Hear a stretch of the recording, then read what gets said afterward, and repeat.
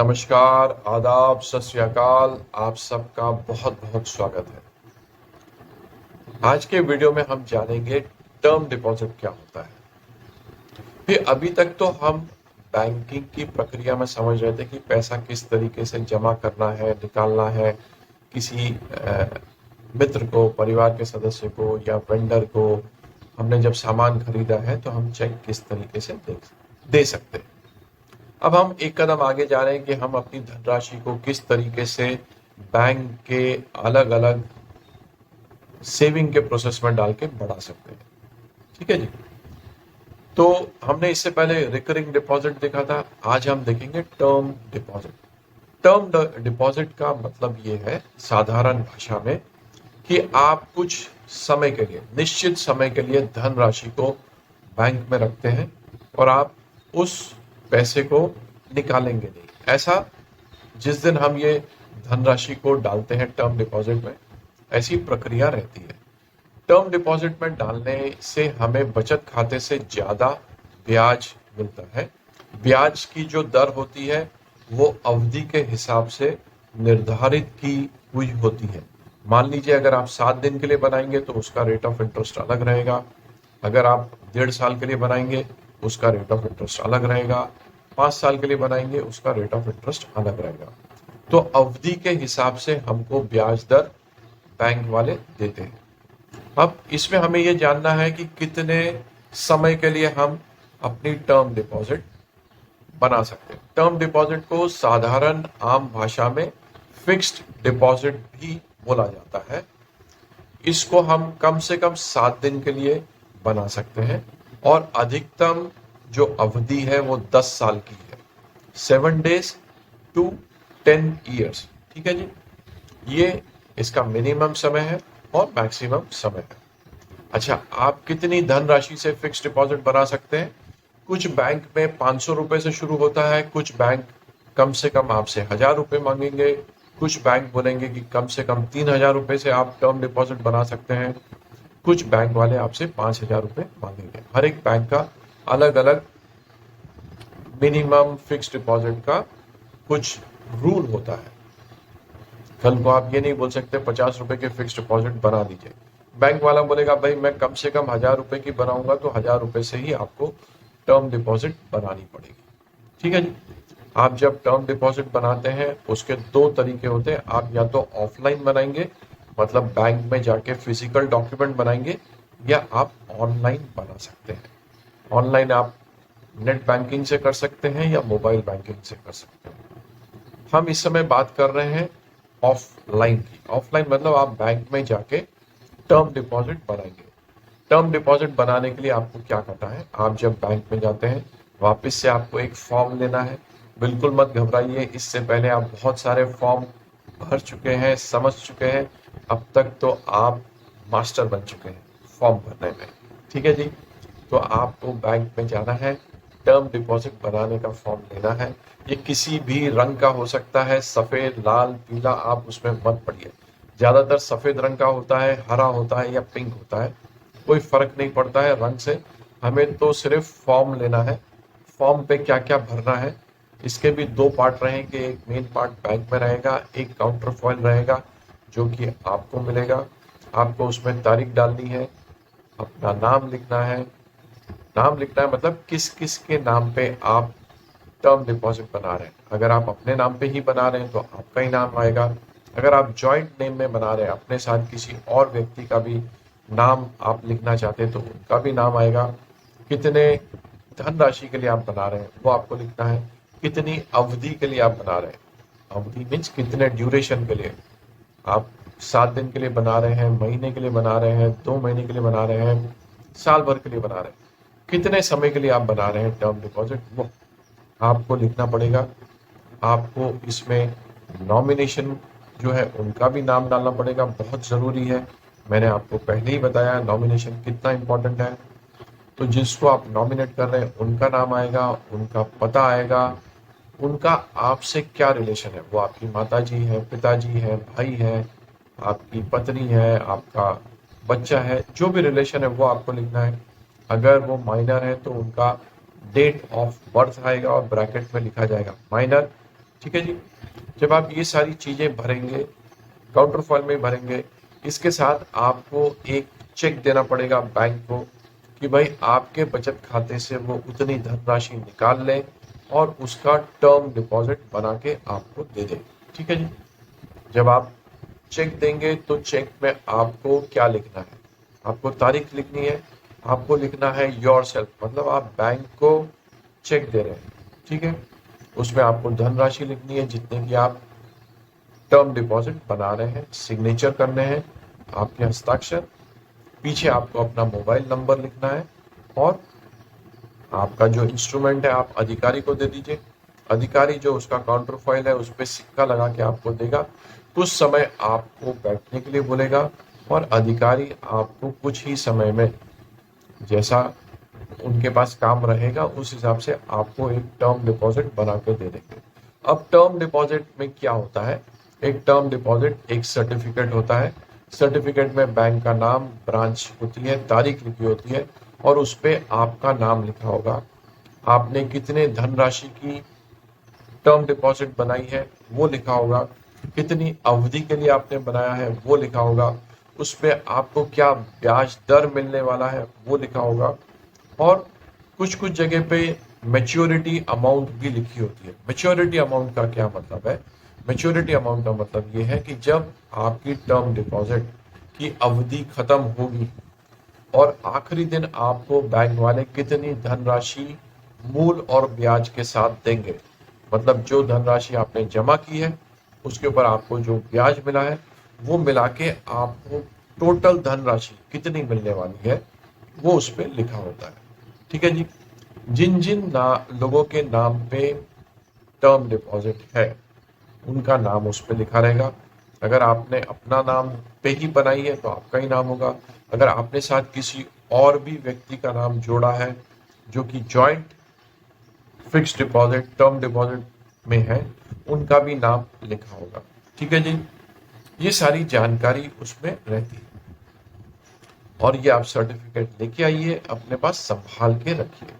जब ये term deposit mature होगी, इसकी अवधि खत्म होगी, तो आपको क्या करना है? आपको बैंक में जाना है, आपको उस सर्टिफिकेट के ऊपर अपने हस्ताक्षर करके देना है। अगर आपके ही नाम पे है तो आप ही साइन करेंगे, अगर जॉइंट नेम पे है तो आपको क्या करना है? जब आप जॉइंट नेम पे टर्म डिपॉजिट बना रहे हैं तो उसमें ऑप्शन एक होता है फॉर्म भरने के टाइम कि आप किस तरीके से उसको ऑपरेट करना चाहते हैं। मतलब आप जब टर्म डिपॉजिट बनाएंगे तो दोनों व्यक्ति, अगर मान लीजिए दो लोगों के नाम पे है तो दोनों व्यक्ति उस पर साइन करेंगे या कोई भी एक व्यक्ति उस पर साइन करके पैसे निकाल सकता है। जब हम ऐसा ऑप्शन लेते हैं तो हमें ऑप्शन हमेशा डालना चाहिए आइदर और सर्वाइवर, मतलब दोनों में से कोई भी व्यक्ति उस पर साइन करके टर्म डिपॉजिट ले सकता है। ठीक है जी। जब हम अवधि खत्म होने के बाद बैंक में जाएंगे तो कोई भी व्यक्ति उस पर सिग्नेचर कर सकता है। कोई भी व्यक्ति मतलब जिसके नाम पे टर्म डिपॉजिट है। ऐसा नहीं कि भाई आपकी टर्म डिपॉजिट पे साइन करके दे, ऐसा नहीं चलेगा। तो जॉइंट ओनर है तो दोनों में से कोई भी जॉइंट ओनर उस पर हस्ताक्षर करेंगे, बैंक के अधिकारी को देंगे, बैंक अधिकारी चेक करेगा कि सिग्नेचर मिलते हैं। ठीक है जी, मिलना बहुत जरूरी है। जब देखेगा कि सिग्नेचर मिलते हैं तो आपकी मैच्योरिटी अमाउंट आपके बचत खाते में डाल दी जाएगी। ठीक है जी। एक सबसे जरूरी चीज, अगर 20,000 के अंदर का ट्रांजैक्शन है, अगर टर्म डिपॉजिट 20,000 के अंदर की है तो आपको नकदी भी दी जा सकती है, अन्यथा आपके बचत खाते में धनराशि जमा कर दी जाएगी। ठीक है जी। अब ये तो हो गया नॉर्मल प्रोसेस कि मान लीजिए आपने 2 साल के लिए टर्म डिपॉजिट बनाई और 2 साल की अवधि खत्म होने के बाद ही आप बैंक में गए और आपने टर्म डिपॉजिट बैंक को साइन करके दी सर्टिफिकेट और आपके बचत खाते में उतनी धनराशि ट्रांसफर हो गई। मान लीजिए हमें पैसे की बीच में जरूरत पड़ती है तो हम क्या करें? क्या हम इस पैसे को निकाल सकते हैं? भाई मेरी धनराशि है, मेरे को कोई अर्जेंट काम आ गया, मेरे परिवार में किसी को मेडिकल इमरजेंसी आ गई या मेरे को मेरे बच्चे की फीस भरनी पड़ गई, कोई भी इमरजेंसी आ सकती है, हमें पैसे की ज़रूरत पड़ सकती है, भाई मेरा पैसा है, मैं जब चाहूँ उसको इस्तेमाल कर सकूँ, ठीक है ना जी। तो उस सिनेरियो में हम क्या कर सकते हैं, हमें बैंक में जाना है, अपनी टर्म डिपॉजिट लेके जाना है और अधिकारी को साइन करके देना है। अधिकारी तभी भी आपको पैसा दे देगा। कितना पैसा देगा? आपका जो मूलधन है, मान लीजिए आपने 10,000 की टर्म डिपॉजिट बनाई है, तो 10,000 आपको देगा। उदाहरण के लिए मान लीजिए उस टर्म डिपॉजिट में 10,000 के ऊपर बैंक वाले आपको 5% की दर से, 5% की दर से ब्याज देने वाले थे, ठीक है जी, 2 साल के लिए। और अगर आप 1 साल में ही उस पैसे को निकालना चाहते हैं, क्योंकि हमें कोई इमरजेंसी आ गई है, तो बैंक वाले क्या करेंगे, आपको 1 साल का ब्याज देंगे, क्योंकि 1 साल तो आपका पैसा बैंक में रहा ही है। तो 10,000 के ऊपर 5% के हिसाब से जो ब्याज बनता है वो आपको पैसा मिलेगा। लेकिन सबसे जरूरी चीज यहां ध्यान दीजिए, जब आप उसको उसकी अवधि से पहले टर्म डिपॉजिट को तोड़ते हैं, भाई हमने 2 साल के लिए बनाई है टर्म डिपॉजिट, 10,000 हमने बैंक में 2 साल के लिए रखे थे जब हमने शुरू किया था, अब हम 1 साल में ही निकाल रहे हैं। जब आप उसकी अवधि से पहले टर्म डिपॉजिट को तोड़ते हैं, निकालते हैं, तब आप पैसे पहले निकाल रहे हैं, 2 साल की अवधि के बदले 1 साल में निकाल रहे हैं। ऐसे प्रक्रिया को हम कहते हैं प्री मैच्योर, अवधि से पहले निकाल रहे हैं इसलिए प्री, मैच्योरिटी से पहले निकाल रहे हैं इसलिए उसको टाइटल देते हैं pre mature withdrawal. Withdrawal means आप धनराशि निकाल रहे हैं, तो अवधि से पहले ही आप उस टर्म डिपॉजिट को खत्म करना चाहते हैं, क्योंकि आपको पैसे की व्यवस्था में जरूरत है। टर्म डिपॉजिट को आपने प्री मैच्योर कर लिया, तो बैंक इस केस में आपके ऊपर छोटी सी पेनल्टी लगाता है, क्योंकि भाई बैंक तो बोलेगा 2 साल के लिए रखा था, हमने आपसे 2 साल के लिए पैसे लिए और आगे हमने उसको ब्याज पे दे दिए हैं। बैंक का तो काम ही है, सस्ते में हमसे लेते हैं और इंडस्ट्री को या किसी दूसरे लोगों को जिनको लोन की जरूरत होती है ज्यादा दर पे दे देते हैं। तो उन्होंने हमसे 10,000 रुपए लिए और आगे दे दिए, क्योंकि हम पहले पैसे मांग रहे हैं तो वो बैंक वाले हम पे छोटी सी पेनल्टी लगाते हैं। हर एक बैंक का रूल ऐसा ही होता है। तो बचत खाते में क्या आएगा, आपके 10,000 आएगा, उसके साथ जो ब्याज आएगा वो, लेकिन कितना ब्याज आएगा, पेनल्टी काटने के बाद आपके बचत खाते में पैसे आ जाएंगे, ठीक है जी। अब ये एक उदाहरण हो गया। दूसरा उदाहरण क्या होता है, कुछ बैंक में ऐसा ऑप्शन होता है कि अगर आप कुछ अवधि के लिए अपना टर्म डिपॉजिट बनाएंगे, मान लीजिए आपने 5 साल के लिए टर्म डिपॉजिट बनाया और बैंक में ऑप्शन है कि अगर आप अपनी टर्म डिपॉजिट को कम से कम 2 साल के लिए चलाएंगे तो हम आप पे कोई पेनल्टी नहीं लगाएंगे। मान लीजिए आपने 10,000 रुपए 5 साल की अवधि के लिए टर्म डिपॉजिट बनाया और वो स्कीम आपको आपने ली है कि भाई 2 साल से ऊपर हो गया तो कोई बैंक में पेनल्टी नहीं लगेगी। तो अगर मान लीजिए आपको जरूरत पड़ गई पैसे की, तीसरे साल में आप बैंक में गए, आपने अपना सर्टिफिकेट साइन करके दिया, तो बैंक आपके बचत खाते में 10,000 रुपए तो डालेगा, आपका मूलधन, और 3 साल के लिए अगर 5% ब्याज दर वो आपको दे रहे हैं तो 3 साल का ब्याज आपको मिल जाएगा। इस केस में बैंक वाले आपके ऊपर कोई भी पेनल्टी नहीं लगाएंगे, क्योंकि वो स्कीम वैसी है, उसमें उन्होंने पहले ही बोल दिया है कि अगर 2 साल या 2 साल से ऊपर आप अपनी टर्म डिपॉजिट को चलाते हैं तो हम आप पे 0 पेनल्टी लगाएंगे, मतलब हम आप पे कोई पेनल्टी नहीं लगाएंगे। तो जब भी आप टर्म डिपॉजिट बनाते हैं, आपको इस बात की जानकारी होनी चाहिए आपको क्या ब्याज दर मिलने वाला है। बैंक में ऐसी कोई व्यवस्था है, ऐसी कोई अवधि है जिसपे आपको पेनल्टी ना लगे, अगर पेनल्टी लगने वाली है तो कितनी पेनल्टी लगने वाली है, ये सारी जानकारी आपको होनी चाहिए। मान लीजिए हमने 10,000 का टर्म डिपॉजिट बनाया है और हमको सिर्फ 2,000 रुपए की ही जरूरत है। अब हम क्या करें, क्या हमें एफडी तोड़ देनी चाहिए, टर्म डिपॉजिट तोड़ देनी चाहिए? नहीं, आपको क्या करना चाहिए, उस केस में बैंक में जाना चाहिए, और बैंक को बोलना चाहिए ये मेरी एफडी आप रख लो, और इस समय मेरे को 2,000 रुपए की जरूरत है, आप मुझे 2,000 रुपए दे दीजिए। तो बैंक वाले 10,000 की आपकी जो टर्म डिपॉजिट सर्टिफिकेट है उसको रख लेंगे और उसके सामने आपको 2,000 रुपए दे देंगे। इस पूरी प्रक्रिया को हम बोलते हैं loan against fix deposit, loan against term deposit. सरल भाषा में आप अपने टर्म डिपॉजिट के सामने लोन ले सकते हैं। कितना लोन ले सकते हैं? आपकी जो टर्म डिपॉजिट है उसका 70%, हर एक बैंक का अलग अलग रूल होता है, कहीं पे 70% होता है, कहीं पे 80% होता है। आप जब भी लोन लें आपको अधिकारी से जानना है कि आप कितना मैक्सिमम लोन ले सकते हैं।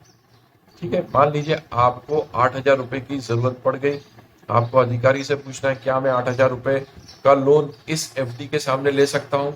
हो सकता है अधिकारी बोले कि नहीं, हमारे बैंक में तो आप 70% मतलब 7,000 तक ही इस टर्म डिपॉजिट के सामने लोन ले सकते हैं। तो आपको ये मालूम पड़ जाएगा।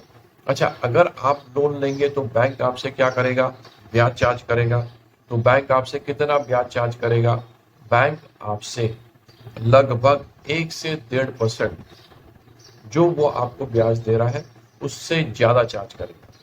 अगर उदाहरण के लिए बैंक वाले आपको 5% का इंटरेस्ट ब्याज दे रहे हैं आपके टर्म डिपॉजिट पे, तो बैंक से अगर आप लोन लोगे अपनी टर्म डिपॉजिट के सामने, तो बैंक वाले आपसे 6 से 6.5% का ब्याज चार्ज करेंगे। आप बोलेंगे ऐसा क्यों भाई? भाई बैंक से उनका तो सिस्टम ये है, जब भी वो पैसा ब्याज पे देते हैं, लोन देते हैं, तो ब्याज लेंगे, उनकी इनकम उससे होगी। आप बोलोगे अरे मैंने तो टर्म डिपॉजिट रखी है, मेरा ही पैसा मैं ले रहा हूँ। भाई देखिए, आपके पास दो रास्ते हैं, या तो आप पूरा पैसा निकाल लीजिए, उसके ऊपर पेनल्टी भर दीजिए। दूसरा ऑप्शन ये कि आपको जितनी जरूरत है उतना उधार आप बैंक से ले लीजिए अपनी टर्म डिपॉजिट के सामने, और अगर आपके पास पैसे की व्यवस्था हो जाए तो पैसे बैंक को लौटा दीजिए। बहुत ही सरल चीज है, उसमें कोई परेशानी की तो बात ही नहीं है। लेकिन जितनी अवधि के लिए आप उस लोन को चलाएंगे आपको ब्याज तो देना ही पड़ेगा। ठीक है ना? तो 5% बैंक वाले आपको दे रहे हैं, 1 से 1.5% वो आपसे ज्यादा चार्ज करेंगे, मतलब 6 से 6.5% आपसे चार्ज करेंगे।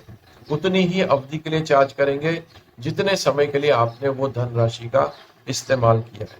मान लीजिए आपने टर्म डिपॉजिट बनाई है 5 साल के लिए और आपने 10,000 के सामने 4,000 रुपए लिए हैं। कितने समय के लिए लिए? 4 महीने के लिए। तो आपको 4 महीने के लिए 6.5% के हिसाब से ब्याज देना है। जैसे ही आप पैसे वापस करेंगे आपका ब्याज खत्म, आपका सर्टिफिकेट बैंक वाले आपको लौटा देंगे क्योंकि आपने अपना लोन चुका दिया है। और जब आपका समय ड्यूरेशन खत्म होगा टर्म डिपॉजिट का, सर्टिफिकेट पे साइन कीजिए, बैंक को दीजिए, आपके बचत खाते में पैसे आ जाएंगे। ठीक है ना? बिल्कुल सरल चीज है। क्या क्या हमने जाना, रिवाइज करते हैं फटाफट। आप टर्म डिपॉजिट बना सकते हैं 7 दिन से 10 साल के लिए, ये उसकी अवधि हो गई। जो आपको रेट ऑफ इंटरेस्ट मिलने वाला है वो आपको मालूम पड़ेगा। जब उसका ड्यूरेशन होता है वो हम उसको कितनी अवधि के लिए बनाए उसको हम ड्यूरेशन बोलते हैं। जब वो मेच्योर होता है, जब उसके निर्धारित जो समय सीमा है खत्म होती है, उसको हम बोलते हैं मेच्योरिटी पीरियड।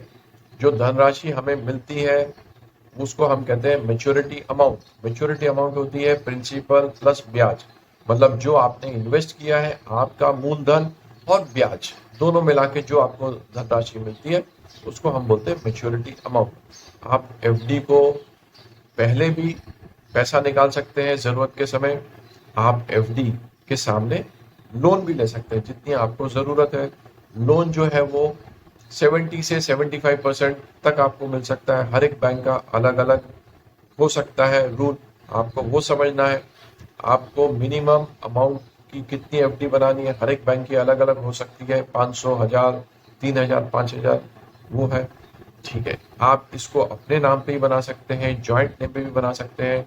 जब भी टर्म डिपॉजिट बनाए नॉमिनेशन होना जरूरी है। ठीक है ना जी? कितना आसान है। जल्दी से बैंक जाइए, टर्म डिपॉजिट बनाइए और अपने पैसों को बढ़ाइए। ठीक है ना जी? हमें पहला कदम लेना है अपने पैसों को बढ़ाने के लिए। कैसे लेंगे? टर्म डिपॉजिट बना के। छोटी छोटी बनानी शुरू कीजिए, शुरुआत तो कीजिए। जब आप छोटा छोटा टर्म डिपॉजिट करेंगे, बूंद बूंद से ही तो सागर होता है, ठीक है ना? तो जल्दी से जाइए, टर्म डिपॉजिट बनाइए और अपनी धनराशि को बढ़ाइए। Take care, bye.